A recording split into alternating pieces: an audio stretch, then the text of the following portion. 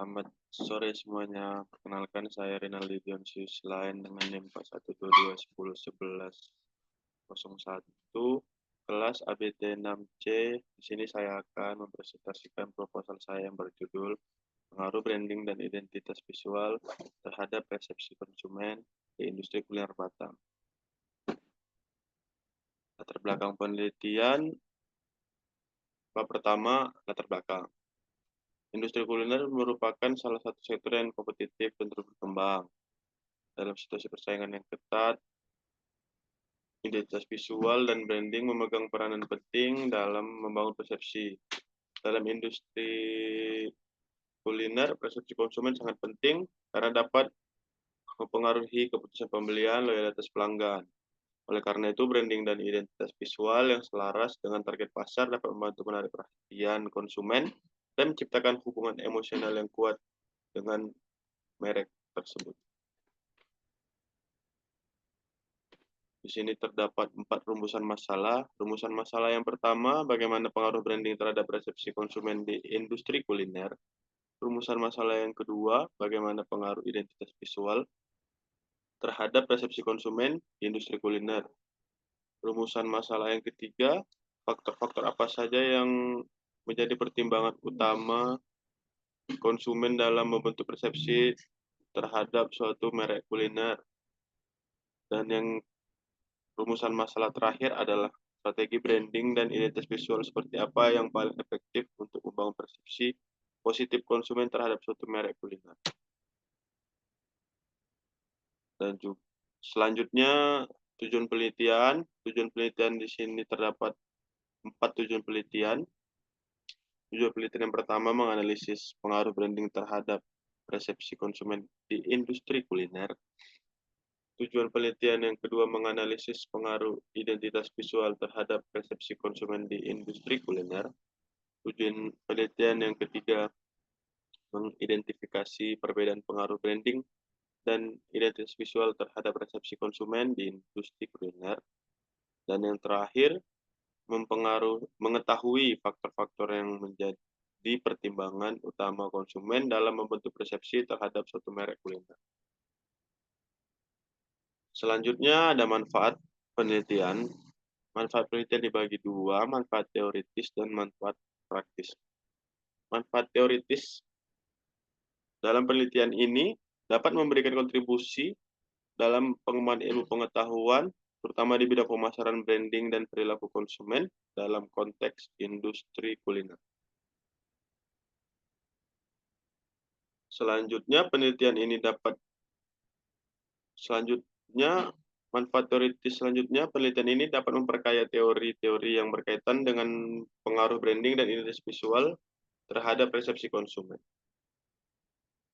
Dan yang terakhir, hasil penelitian ini dapat menjadi referensi dan bahan pertimbangan bagi penelitian selanjutnya yang terkait dengan topik yang serupa. Manfaat praktis dari penelitian ini ialah penelitian ini dapat memberikan informasi dan pemahaman tentang pentingnya branding dan identitas visual dalam membentuk persepsi konsumen. Penelitian ini dapat menjadi acuan bagi pelaku usaha kuliner dalam merancang strategi branding dan identitas visual yang efektif dan menarik.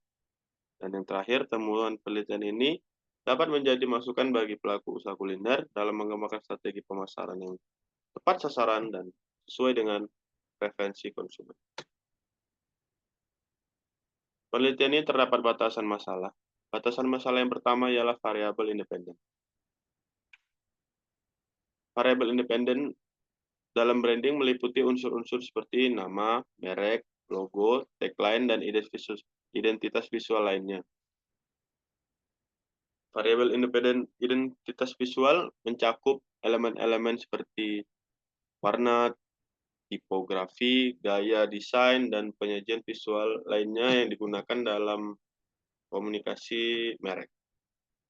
Batasan masalah yang kedua ialah variabel dependen. Variabel dependen persepsi konsumen meliputi pandangan penilaian dan tanggapan konsumen terhadap merek kuliner yang dipengaruhi oleh branding dan identitas visual. Batasan masalah yang ketiga ialah objek penelitian. Industri kuliner akan berfokus penelitian ini akan berfokus pada industri kuliner seperti restoran, kafe, atau usaha makan lainnya. Dan batasan masalah yang terakhir ialah lokasi penelitian. Wilayah tertentu atau misalnya kota atau daerah spesifik yang akan menjadi area khusus penelitian ini. Selanjutnya ialah kajian teori. Terdapat 5 kajian teori dalam penelitian ini. Teori yang pertama ialah identitas merek. Teori ini berfokus bagaimana merek didefinisikan dan dipersepsikan oleh pelanggan. Identitas merek mencakup elemen-elemen seperti nama, logo, tagline, desain visual, dan pesan merek. Kajian teori yang kedua ialah teori citra merek atau brand image theory.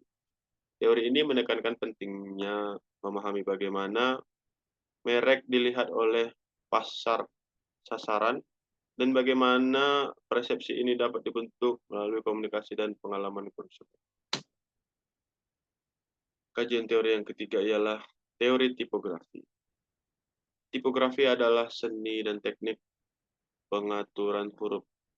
Teori tipografi dalam identitas visual mencakup pemilihan jenis huruf ataupun font, ukuran, jarak, dan tata letak untuk menciptakan identitas visual yang kohesif dan mudah dibaca.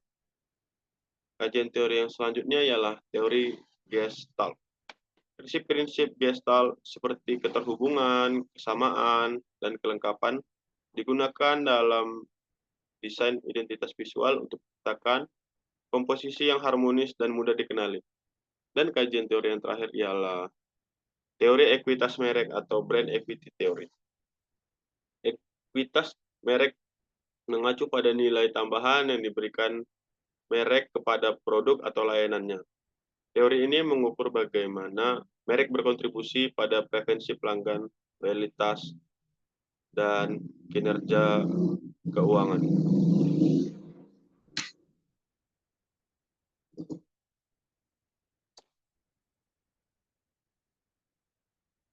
Kajian literatur selanjutnya ini ialah jurnal acuan yang diambil untuk penelitian ini, yang ditulis oleh Satrio Aryo Duto, Leni Sugianti, Anissa Larasati, dan Indah Sukmawati Wijaya.